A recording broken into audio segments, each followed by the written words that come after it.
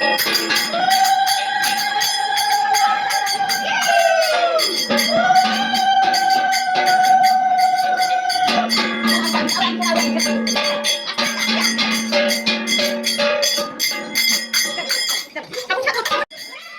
ଆମ space town ଆପାର୍ଟମେଣ୍ଟରେ ପ୍ରଥମ ଥର ପାଇଁ ପିଲାମାନେ ମିଶି ଯେଉଁ ରଥଯାତ୍ରା ପାଳନ କଲେ ତାହା ସତରେ ବହୁତ ସୁନ୍ଦର ଥିଲା।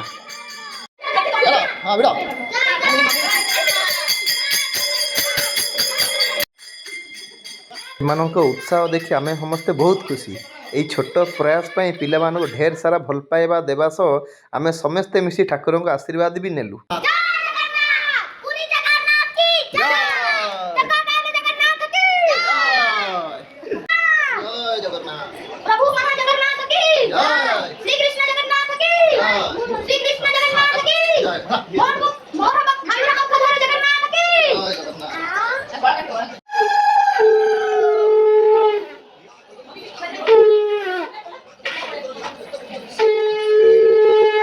ପ୍ରଥମ ଥର ଏମିତି ଆୟୋଜନ କରିଥିବାରୁ ଆମେ ସମସ୍ତେ ବହୁତ ଖୁସି ଅନୁଭବ କଲୁ। ଜୟ ଜଗନ୍ନାଥ।